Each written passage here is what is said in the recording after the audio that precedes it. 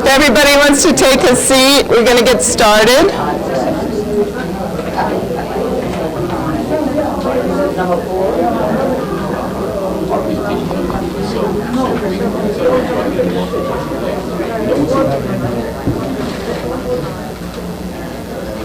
I want to welcome everybody. And I'm so happy to see that so many people came out tonight. Louder. Well, I'm going to begin with an important announcement, which is two important announcements. One is that the bathrooms are around the corner. If people don't know the way around here, you go down the hall, you turn left, and they're right there. The other is that this microphone is for the camera. It is not a mic to help you hear any of us. So we need to, if you can't hear us, please let us know. But it isn't the mic. It's because some of us don't talk as loudly as other people. Can everybody hear me now? Okay. I'm not going to take much time because there are some very experienced people in the field of housing who have a lot to say tonight. We are expecting 2 more people who may be somewhere on Route 9, judging from what I encountered just in one block of trying to get here. Oh, there is a bad accident? Oh, no. Okay. Okay, so this may be where our other 2 speakers are, and I hope they can make it. One of the speakers was not on the flyer originally. She is a council person from Yonkers, where they do have the etpa. The other person who hasn't come yet is John Shank, who is the director of the Cluster Housing Resource Center. The people we do have here may be familiar to some of you. Dennis Henrati, who is the executive director of Mount Vernon United Tenants. Emma Lofton-Woods, who is one of the tenant representatives on the Westchester Rent Guideline Board. And Gordon Albert, who is here, he works here in Ossining. He's the executive director of etpa, which now is going by 2 names. One is the Interfaith Council for Action, which was its name originally. It's also known as Innovations for Community Advancement, so you may have seen that name as well. The event tonight is sponsored by many groups. The Greater Ossining Community Dialogue, of which I am the president, has as its mission statement to support diversity and social justice in this community. The issue of what's happening to the housing stock and the ability of people of all ages and races and incomes to continue to live here is of great concern to us. We are also concerned about some of the tensions that the lack of housing and other resources is causing between some of the groups in our community who don't have much. What seems to be happening, and I'm afraid I'm seeing it in the high school as well, is that there is tension among one group, another group, there's resentment, and what I see happening is people fighting over the crumbs instead of uniting to make sure that the cake is more evenly divided. And it's in that spirit that tonight's forum has been formed. The Ossining Committee to Save Affordable Housing has been extremely busy the last year or so. They are an offshoot of what was the Social Action Committee of the NAACP. They include people, though, who are not on the NAACP. And they have been, you may have seen them at Claremont Gardens, at Snowden House, and in meetings here. Peppy Powell is here, and I would consider her the main representative here from that group, although she belongs pretty much, as many of us do, to several of these groups. The Friends of the Master Plan, Bill Cowan, I am pointing out there's several people who belong to that group who are here. They have been working to get the village to look at the need for a master plan instead of continuing to have one development here, one development there. The need to include affordable, which should include workforce and low-income housing in that master plan, is something that we all need to discuss with the board. as well as with each other. Members of the Ossining NAACP have also joined in inviting people to this meeting tonight. The Ossining NAACP at this time is sort of in a suspended state, but its members have been continuing to meet and continuing to be very involved in the housing issue as well as in other issues in Ossining. The impact that housing will have on the diversity of our community and the justice that happens here, the impact it's going to have on the school children, on everyone, is so deep that, again, I really hope that we can start to look at the whole cake and divide it up in a better way. Right now, I would like to, Pepe, have I forgotten anything? The petition. Pepe Powell has with her two petitions, really, both supporting the ETPA. It's one petition. One is for Ossining residents to sign. One is for people who do not live in Ossining to sign. She's going to leave it on the back table. We will try to remind you at the end of the program to sign it. And if you also haven't done it yet, if you could sign in so we can get in touch with you. There is also a regular sign-in sheet just to know who is here. Oh, okay. Is this John? Hi, good to see you. Welcome. I believe we got here late because we are coming from La Mitad del Mundo. So my apologies. Have a seat. I'm glad you made it. We were wondering if you were in traffic somewhere. There was one more thing I wanted to say, but... Oh, hi. Okay, how are you? Both of our other guests have arrived now. We're just starting. And what I'm going to do is turn the mic over to Dennis Henrati, who's going to start the evening. Between this group, they will pretty much give presentations. I hope that they share more about what their organizations do, and then get on to what we can do here to assure that Ossining's affordable housing stock really grows, not only stays here, but grows. And I thank you. Kathy, do you want us to stay in our seats to do it, or should we come over there? No, you should stay in your seat and pass around the mic. That's the problem, is this is otherwise I'm carrying you away. We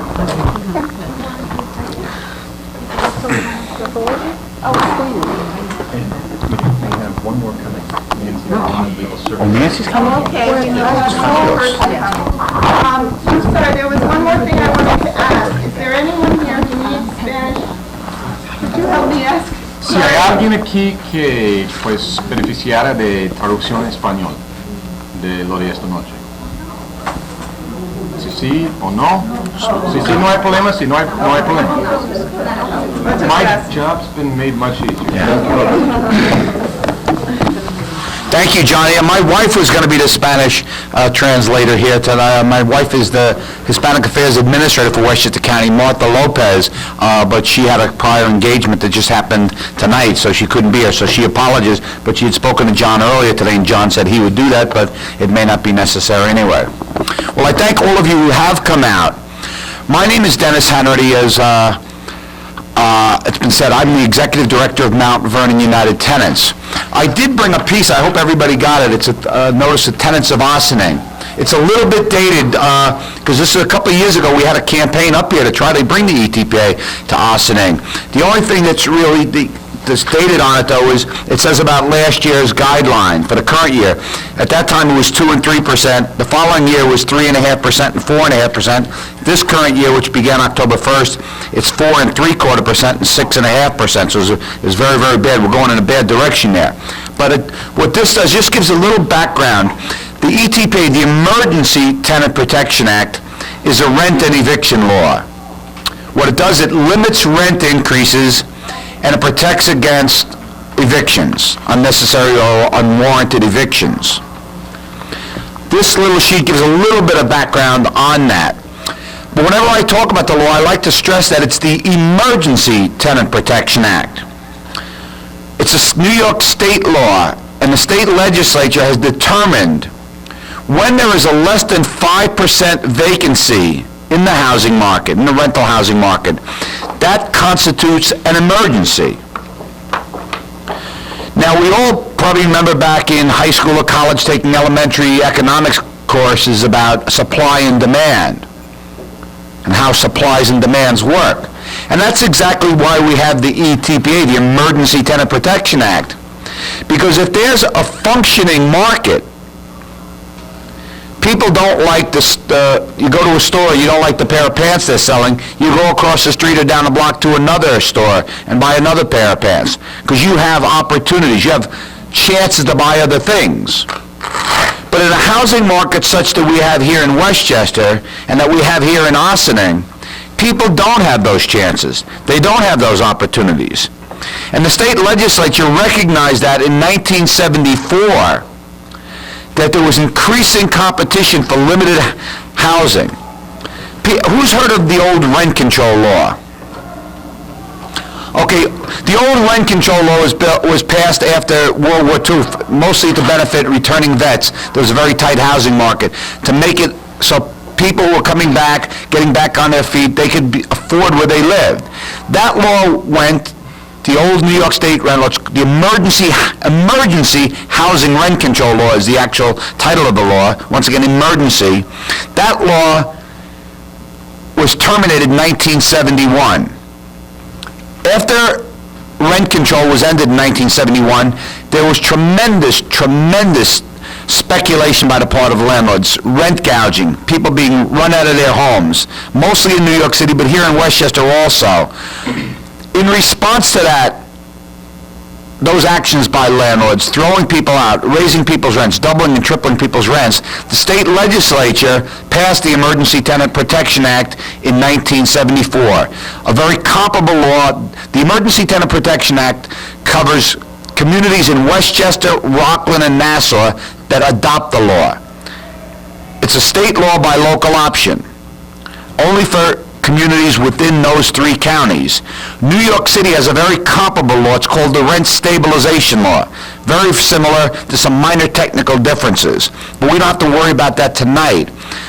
People very often refer to rent stabilization as ETPA, and people can do that as a generic sense. The ETPA very often is called rent stabilization. Actually, rent stabilization is the actual law in New York City. And we do have a sixth panelist now, Nancy Marone, a staff attorney for Legal Services of the Hudson Valley, who does some great work on housing issues here in Westchester County, has been a great ally of mine over the years, and I know she's working very closely with Pat and John and Yonkers on a number of issues, and so she'll be making a presentation also. So the state legislature in their wisdom, and the governor at that time, Hugh Carey, signed the Emergency Tenant Protection Act and rent stabilization in 1974 to prevent, as it says in the law, speculative, unwarranted, and abnormal increases in rents. Now, these kind of increases happened because there wasn't a functioning market. People didn't have choices, and landlords knew that.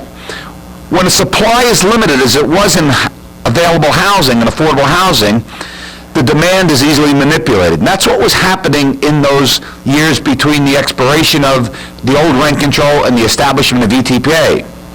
18 communities in Westchester adopted the ETPA in 1974, shortly thereafter. And those are most of the big cities, Mount Vernon, Yonkers, White Plains, New Rochelle, but a lot of the other smaller communities along the river, Tarrytown, Sleepy Hollow, Eastchester, a lot of communities, 18 somewhat communities.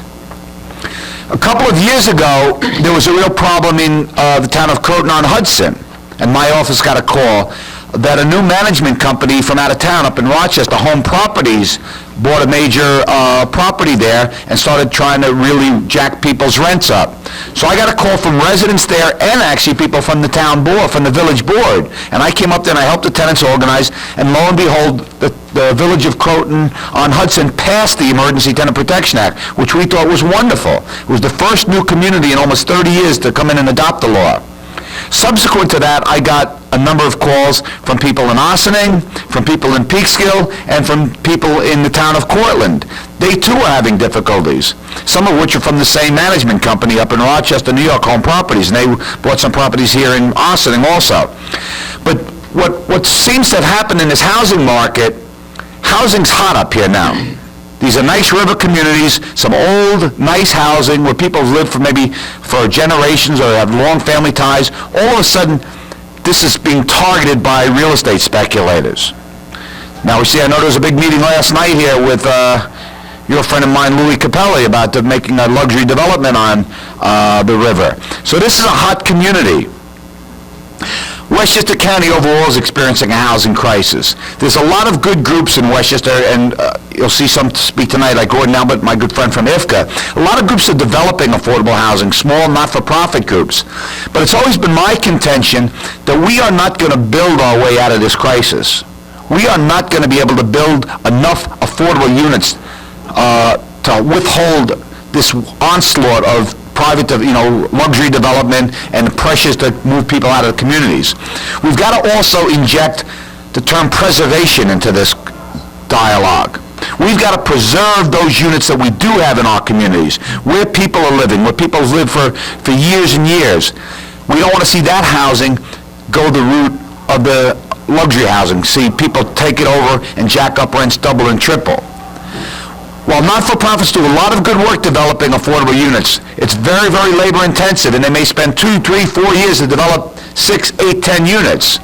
What good is that if at the other side of the budget line, we're losing 200 units, as we just recently did in Claremont Gardens, or in Snowden House upcoming? We've got to protect those units that are in our communities to begin with, that are affordable now.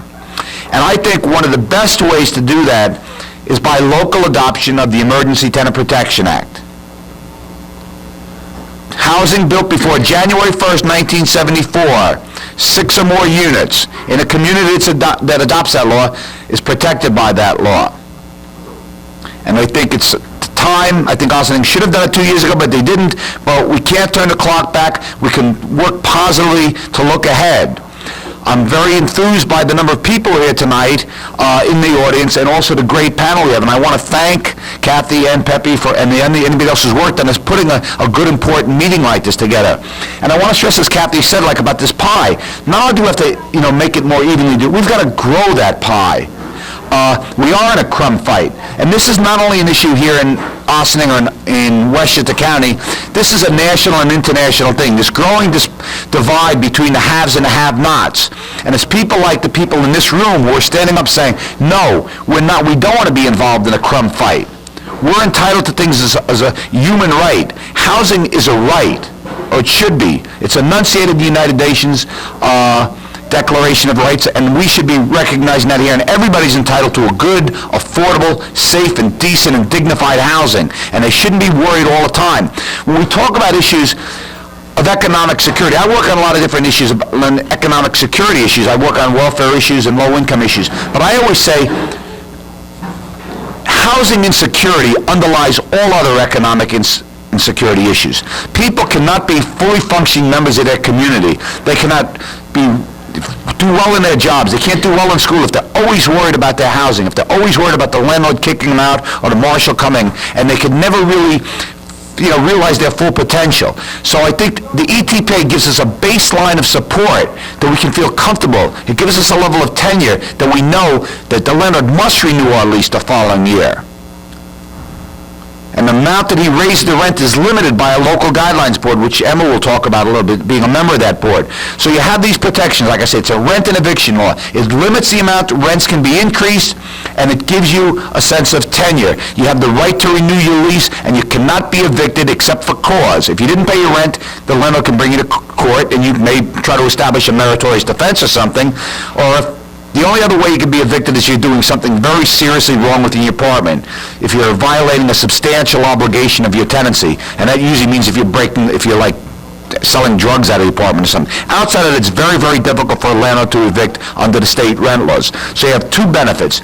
You have the rights that your increases are limited, and you're not going to be worried about the landlord throwing you out next month or next year because he's not going to renew the lease. You have that comfort that if you're in an etpa apartment, that apartment's going to be there as long as the law is in effect. Now, the etpa law is an emergency law, and it's got to routinely be renewed by the state legislature.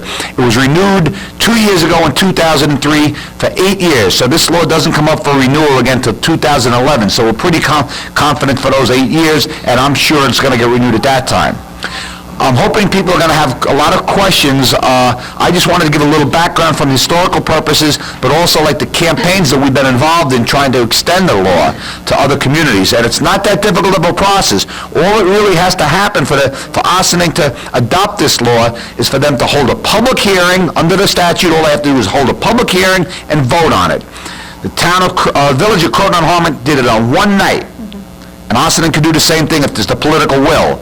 So that's what the people in this room have got to say. We want this law, not only people in this room, but your friends, your neighbors, your family who could benefit from this. And not only, the people in this room, but what about our sons and daughters? The whole thing with Claremont Garden, some people are going to get protected in there for the balance of their tenancy. But what happens after that? Goes to market rate. So forget about it for people in this community. We don't want that to happen for other housing. We want to protect that housing. I'll pass it on because I know we have a lot of people. We'll take all questions at the end, you think, or? That's probably the best. Okay, you want to? There's going to be a flow to the presentations, and I think you'll see, we won't be saying the same thing, but there'll be a flow. John, you weren't here when I announced, we have to use the mic or it won't come out, so. On TV. Okay, I'll let him. Good evening. What I would like to do is to have all of the different community-based organizations, the elected officials, the attorneys speak, and then I'll speak as a board member.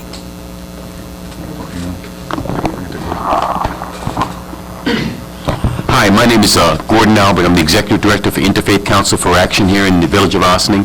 And for those that may not be familiar with us, we are a neighborhood preservation organization whose basic mission is to provide affordable housing and economic and social opportunities and revitalization for people from this community. We have a presence in Croton-on-Hudson. We have a presence in Tarrytown. We've been in this community for about 37 years. We develop and manage and provide maintenance and market affordable/workforce housing in this community. And I'm pleased to be here tonight. I'm really looking forward to the question and answer period. I think any one of us that are here probably could talk at length concerning who we are, what our organizations are really all about, and what we think about the Emergency Tenant Protection Act. I think it's important that one of the points that Dennis had made reference to buildings that were built and occupied before January 1974, because there's a significant amount of misinformation that's going around pertaining to the perception of individuals that say that, well, if developers come into town and they are thinking of developing housing, though predominantly it has always been for sale housing, if one were to come in and had an interest in doing rental housing, that these regulations might discourage them from coming. Well, we're talking about buildings built before 1974. And, just keep that in mind. And I think I want to pretty much just leave it at that for right now, and I look forward to the questions and answers.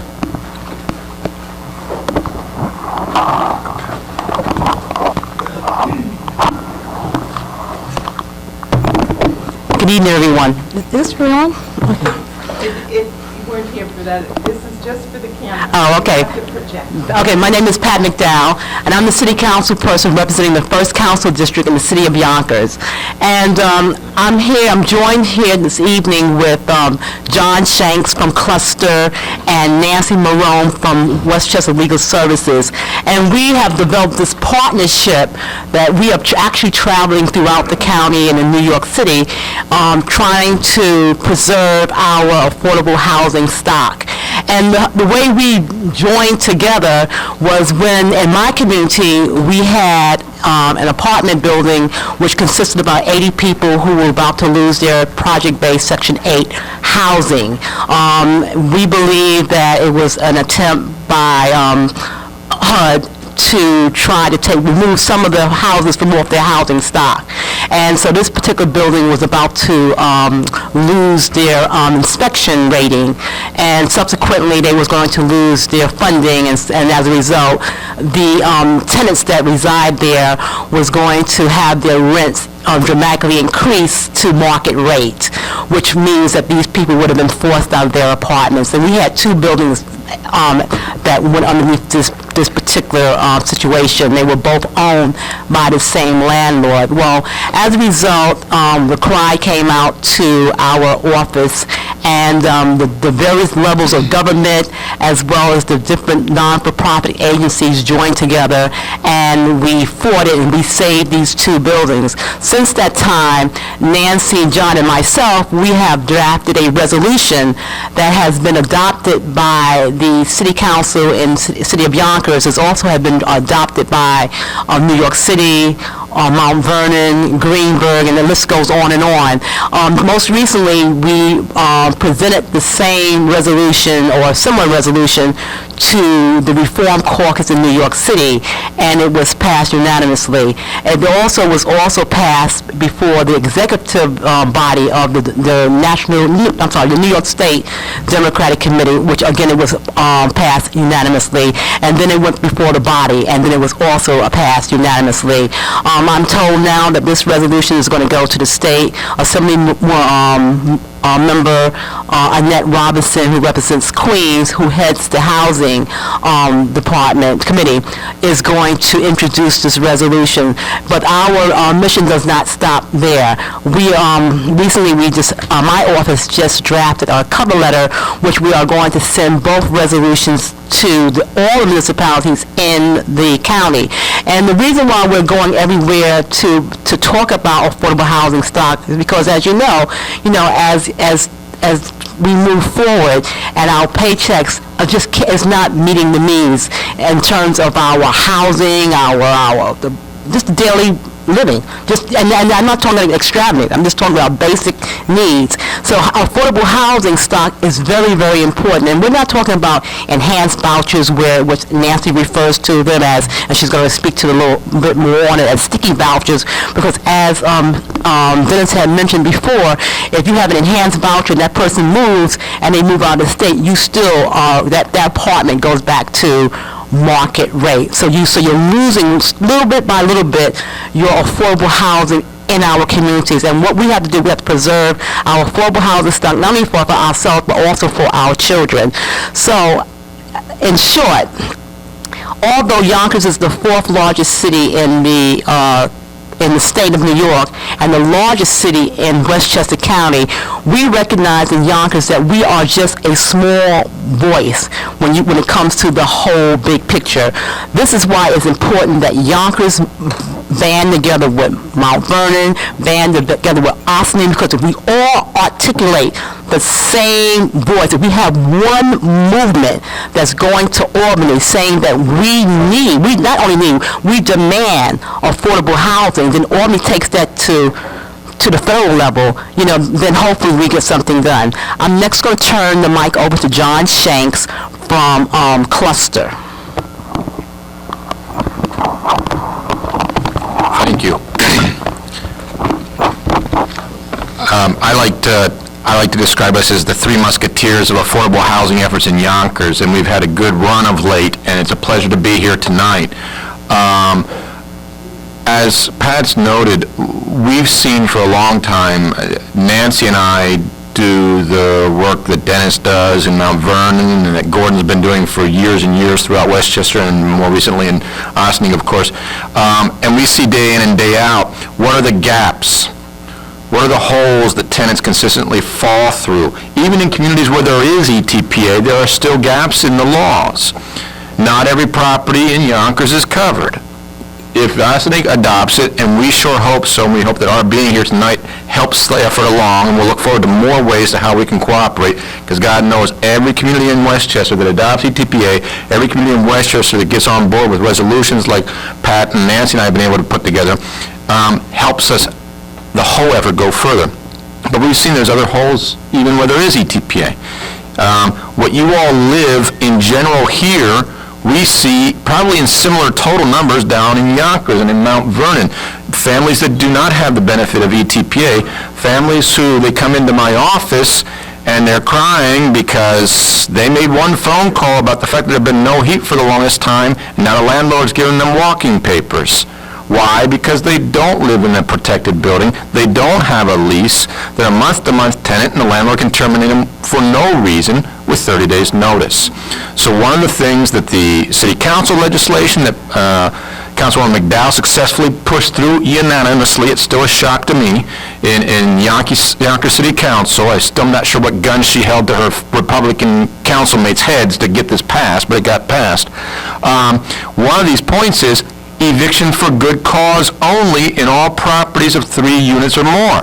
It's a huge, huge advance against landlord impunity. Accountability for landlords. Tenant made a good faith complaint about a housing code violation, the landlord can't bounce them a month later. That was a huge advance. If you got ETPA in Ossining, that rule applies per se, just 'cause. As they say, it's just 'cause. You know, in properties where this doesn't apply, the landlord can throw somebody out just 'cause. Where it does apply, and with ETPA, it has to be just cause. Very important differences here. And it's a huge problem with our work where landlords can operate with impunity in all these properties that are not under ETPA or where there's not written leases. So this has been a major, major advancement. And the resolution and the council legislation that's been put through basically speaks to 3 things. All 3 are very important, and I'm going to let Nancy speak to them a little bit more as well. But they speak to this: just cause only evictions for 3 units or more. No income discrimination for renters. Landlords can't, green is green. It doesn't matter how the $500, $700, $1,000, $1,200, however many dollars a month the rent is, gets paid, green is green. So if a person is receiving rental assistance through DSS, that's the same green. If a person has a Section 8 voucher, that's the same green. If a person has is a person with AIDS and has a rent supplement program through one of the AIDS supplement programs, that's green. Landlord doesn't have an out to practice discrimination against the working poor, the disabled, the minorities, and others that they may have practiced discrimination to when they could get away with it in the past. Landlord can't use the source of money to discriminate against those tenants. Major, major important point that Dennis has been very active in also trying to get one across at the county level and other areas. And 3, full-blown undergirding support and pushback against HUD and any others who are trying to undermine the support for affordable housing. We lived it in Yonkers. It's being lived in other communities throughout the county and the state and the country. There is a pullback. The term is starve the beast. There's people who believe that there should be much less in the way of services and programs and resources for the poor that need it, and the working poor that need it, and the middle income that need it. And we're seeing it play out like we saw in Yonkers. Well, if you can't get it through the front door, let's sneak around through the back and try and take it away from them when they won't realize it. And it was only because of a massive mobilization and because of the sympathetic people whose housing was being threatened. You had 80 households, working poor, disabled, and some seniors in Ms. McDowell's district. You had 110 seniors in one of the best buildings in my neighborhood where I work and live. It's one of the rocks of stability in my neighborhood. HUD was saying there was conditions there that meant that the subsidies should be taken away. It was a farce. And we were able to win that fight because people like Ms. McDowell got together with other politicians who realized, this is one I got to get on the right side of. And we were able to help the tenants organize, and they got good legal resources, and it proved to be a winning combination. So these are fights that can be won. But you know what? If we win them in Yonkers and lose it in Ossining, they're going to keep realizing they can get us community by community. And this is a much bigger fight than Yonkers or Ossining or Mount Vernon. It's even bigger than Westchester County. But we at least got to be able to show we can get our act together at that Westchester County level and keep carrying the fight forward. So I'm going to pass it on to our faithful colleague from Legal Services for some more details on the legal front. Thank you, and thank you, everyone, for the opportunity to be here tonight. I've been an attorney with Legal Services of the Hudson Valley in the Eviction Prevention Unit for about 5.5 years now, and my concentration of practice is in the cities of Yonkers, Mount Vernon, and New Rochelle. And just about the best thing my clients have going for them is the protection of the ETPA. People who come to me and tell me they live in a private family, 2-family, 3-family dwelling, less than 6 units, Dennis described to you before that it's typically 6 or more unit buildings that are covered. People who live in this housing basically come to me desperate. I can't assure they're going to get a lease renewal. I can't assure too much for them. There are people who come even without a written lease. So I basically look to people in ETPA apartments as very much the gifted and lucky people, all right? And I counsel people all the time to try to find apartments that are located in these kinds of buildings. If you can't do that, the next, obviously, equally good housing is federally subsidized housing. We try everything we can do to protect those tenancies, knowing how valuable they are to people. In these tenancies, you have the protections of the law behind you. You have administrative procedures in place where people are actually entitled to hearings before DHCR to discuss whether or not there's been harassment of a tenant, whether or not there has been a basis for a reduction in rents because of a reduction in services. There are a lot of things that actually can come out of the fact that you live in a rent-stabilized apartment. There are things that just are not tolerated. So it's very important to get those kinds of protections for you. One of the things that you've just heard John and Pat speak about is this sense of unity that really is going on inside of the city of Yonkers. This was a very sympathetic cause, these buildings that we're speaking to you about. We refer to them as 50 St. Andrews and 28 Lamartine. There are battle cries, really. And essentially, it was the battle cry that led the city of Yonkers to really, stand up and say, you know what, we are there for you. And that battle cry was really sung by Patricia McDowell. I cannot tell you how important it is to have at least one leader, and I have to also mention, and Sandy Anabi was there right at the beginning as well. She represented tenants in one of the other buildings. But these two leaders took it upon themselves to make sure that everybody else took notice of this issue. So together, they went and they got the mayor involved, the deputy mayor. Nick Spano was at the initial meeting with the tenants. I think Mike Spano, there wasn't a person, Jose Alvarez, everybody had come to that meeting because Patricia McDowell and Sandy Anabi made sure that everybody knew what this issue was. It would have been not really politically cool to not be there. And that's the kind of thing that you want to do. You want to make your leaders aware that this is the cool place to be, that this is the forefront of where your society is going, that this is not the past, this is the future. And that's really what the city of Yonkers actually decided to do from my perspective. And I think it's a pretty objective perspective.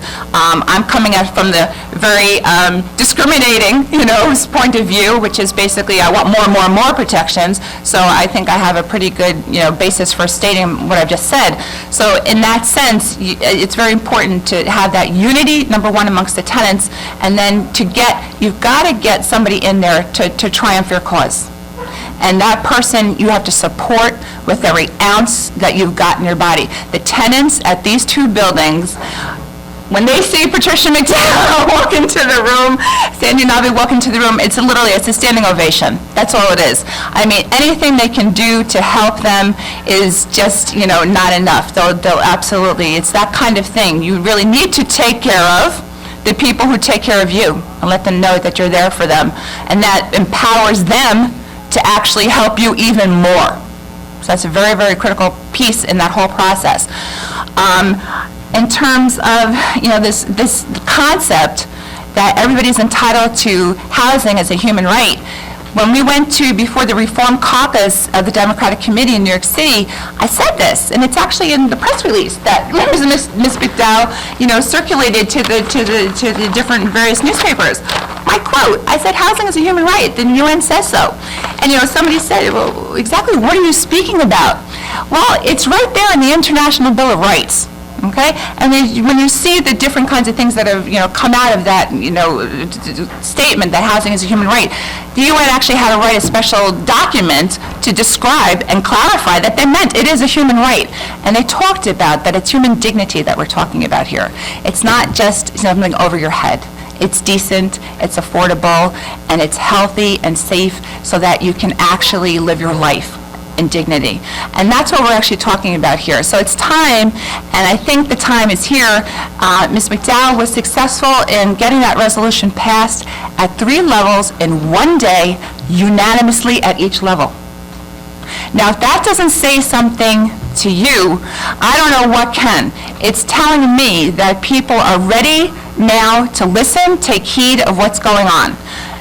In New York City alone, you see Mayor Bloomberg has essentially been, as one of his, founding, causes and so forth for his re-election, is basically sitting there saying, look at all the number of affordable units I've helped develop. Well, when was the last time you heard somebody talk about housing as one of the great things that they've done? Usually it doesn't come to the forefront of their speeches. Well, now it seems to get some people's attention.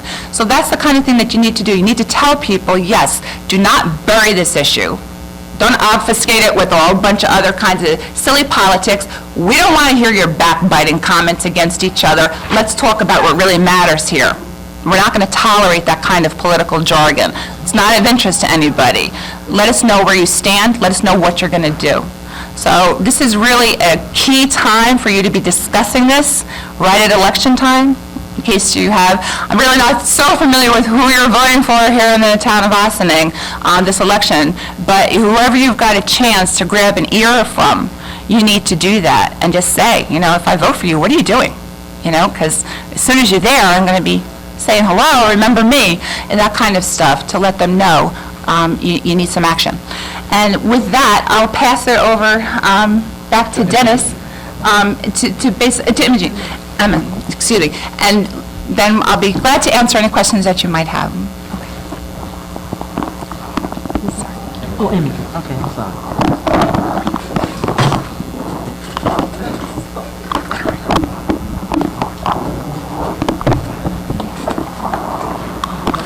I just wanted to mention that, we're using a lot of terminologies up here that may not be totally familiar with, you, to you. We've said things like HUD, and it's United States Department of Housing and Urban Development. We'll make reference to DHCR, New York State Division of Housing and Community Renewal. And as we make reference to these different governmental entities and/or, legislations and/or laws, they're backed up by something. So don't hesitate to ask questions, make comments. Just feel comfortable with that.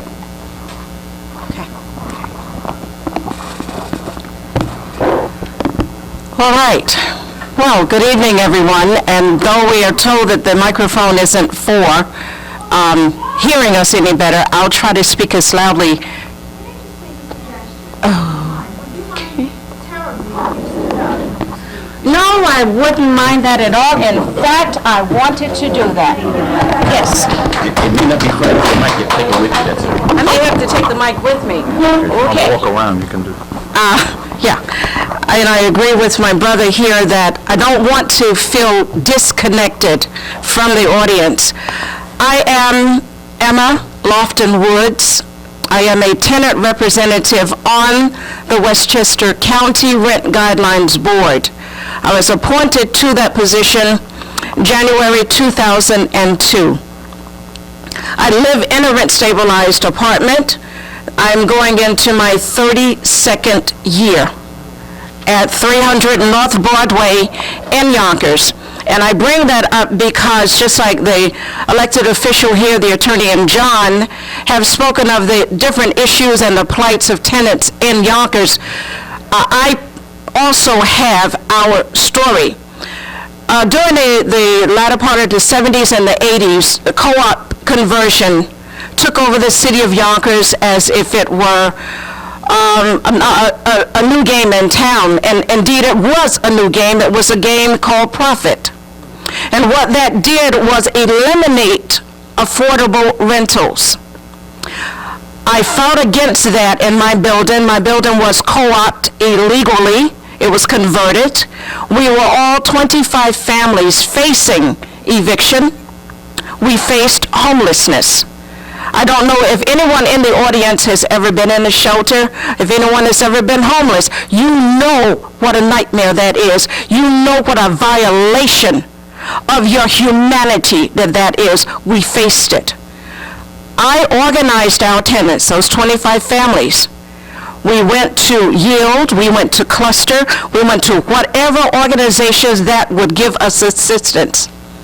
We went then to the Attorney General, got an investigation, overturned the eviction plan to a non-eviction plan, prevented the sponsor, the owners of those buildings whose names I won't share because I do want to get home in one piece. But we prevented them from selling or renting apartments for 2 years. They were fined heavily by New York State. I share that with you because there is a need for affordable housing not only in the state of New York, but all over the nation. I've just returned from the Gulf states as a Katrina volunteer in the city of Mobile. There are 40,000 individuals there that live in low-income housing that you would not want to go into. So it is not just limited to New York State, it is a national problem. And when I say a problem, it's not something that we can just turn our faces at. We need to address it, and we need to address it head on. Now, you've heard a little bit of my history. As a board member of a 9-member board for the County of Westchester, there are 2 tenant representatives, myself and Jay Shapiro, who is not here tonight. There are 2 landlord representatives. I prefer to call them building owners because I don't want to give them the honor of even acknowledging them as a lord. They are building owners. There are 5 public members. Those public members are supposed to be down the middle, not leaning towards the tenants nor leaning towards the landlords. However, year after year, before I was appointed to the board, we saw that the representatives that were public members were also landlord supporters. Since Jay Shapiro and I have been on the Westchester County Rent Guidelines Board, we've been successful in deliberating and voting on low increases. Unfortunately, this was the highest year, or the year with the highest votes. I was not at this meeting, the meeting that they discussed or deliberated the increases. I was on deployment in the Gulf states. Unfortunately, we have members that can manipulate schedules so that it is to their advantage, we'll say. I was not there to vote. Now, sometimes you can feel so insignificant, or people just make you feel that you're not that important. But to then receive phone calls while I was on deployment that it's your fault, you weren't there to vote for lower increases. Well, I look at it this way: count your blessings. Count your blessings. We have roofs over our heads, and we want to keep those roofs over our head, and we want to then secure roofs over your head by making certain that Ossining adopts an etpa for all of the apartments here that fall under these guidelines. As a guidelines board member, I do have a vote. As insignificant to some as it is, I do have a vote, and that vote is important. But that vote is even more important when I look out in that audience and I see, number one, the tenants that live in rent-stabilized apartments. Year after year, the numbers are dwindling. There's no representation. So when someone wants to point the finger or to call me at all hours during the night and accuse me because the increases are high, they need to first think about themselves. Where were you? I cannot fight your battles. I can vote for you because I'm also voting for myself. But there comes a time in all of our lives that you have to stand up for what you believe in. You have to stand up for what you know is right. And right now, the right thing, I'll say righteous thing, is to have somewhere where you can afford to live. To live in a rental that you can afford to pay every month. And it does not mean that you've got to not buy your medication, that you've got to cut down on your food, that you've got to go without necessities just to pay rent. Rent stabilization in Ossining and all over our nation, affordable rentals are important. But the most important thing during the process before we reach an agreement is that we see the faces that we represent.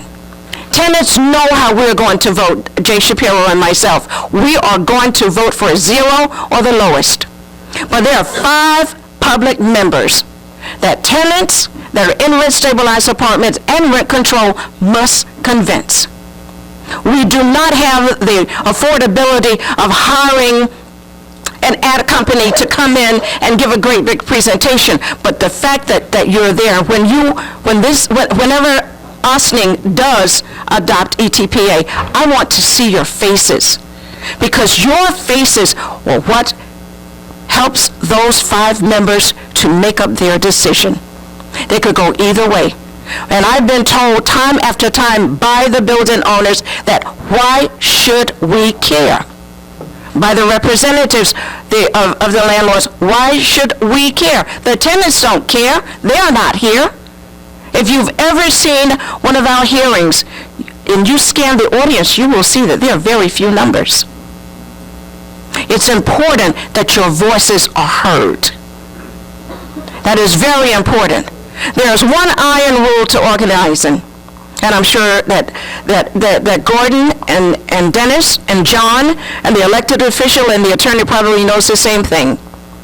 You never do for a people what they can do for themselves. And I'm sure you hear that in church as well. God helps those that help themselves. And if people that are living in rent-stabilized apartments, the tenants that I advocate for, that I represent, if you're not willing to come out to the meetings, if you're not willing to organize yourself in your communities and stand up and say, we vote, we are tenants, we have a voice, we have a right to be here. That's very important. I urge you to continue to mobilize, to continue to press your elected officials, because that is their job. They are your paid representatives. And it is important that they begin to realize that without the constituents, they have no jobs. So it is so very important that you take control of this situation and say, we need to have roofs over our head that we can afford. Now, getting back to the board, during deliberation, our landlords are going to, the representatives, fight for their landlord members. They are both attorneys, and they're both real estate attorneys. We're up against a battle on that board. It is not an easy task, but it is one that I take with pride because I care. Under the Rent Stabilization Act, there are many benefits, and one of those benefits is that if you're in an apartment, as I am and you will be, and you have family members in that apartment with you, they are heir. That apartment is passed on. That is one safety net of maintaining affordable rentals. Just one. It's a small one, but it is one. And there are stipulations that person has to be in your home for a certain amount of time before the lease is then passed over. And another thing that it may sound like I'm bouncing around, but I am, because there's a lot to say and there's a little time to do it. Whenever you sign your leases, I don't understand why people move so much. It just baffles me. I see this in Yonkers, and by the way, Yonkers is, I read in the Herald State or the Journal News today that there are 19,000 rent-stabilized apartments in Yonkers. Not so. There's more than that. I'm in a cooperative building. There are many rent-stabilized apartments in cooperative buildings, and we don't see those numbers. So I'd say there's probably about 20,000 rent-stabilized apartments in Yonkers. That's affordable housing for a few, but we need more than that. And whenever the leases expire, which is a safety net under rent stabilization, don't take one-year leases. You spend more taking a one-year lease than you do on a two-year lease. This year, the increases were 4.75 and 6.5. 4.75 for 1 year, 6.5 for 2 years. And if you take that and you divide that, you're only paying 3.25% for a year. So, no, I don't like it, but it is what it is. I'm not going to vote to confirm this because I wasn't there to implement it. But we have to look at the math. Yes, these building owners need increases, but they do not need to be greedy. They have the resources. Our tenants have limited resources. My heart is in this because of my seniors, because of the young families who cannot get out on their own because they can't afford to move out from mom and dad. There's more children coming back home than there are children leaving. So I don't need to go into that, but we all know what that's all about. And when they leave, they send the grandchildren back. But that's okay. That's okay. We're there for a reason. But we have to use all of our wisdom collectively whenever we address our elected officials, when we go to Albany, or when you just speak to your neighbor. Your community is at stake here. And this is what is so very important. I will continue to advocate on that Rent Guidelines Board for every tenant in Westchester County. I call this my family. It's my family, and it is a tremendous responsibility. Like I said, as insignificant as it is to some, it's a very significant role for me. Because when I vote for an increase, I'm also voting for that increase for myself, for my mother, and for my sister, and all of my family members and friends and relatives that are in rent-stabilized apartments. But I will leave you with this. Whatever it is that you do, you must do it as a unit, and you must stick with it.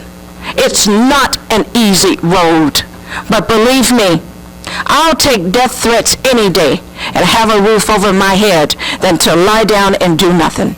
Thank you.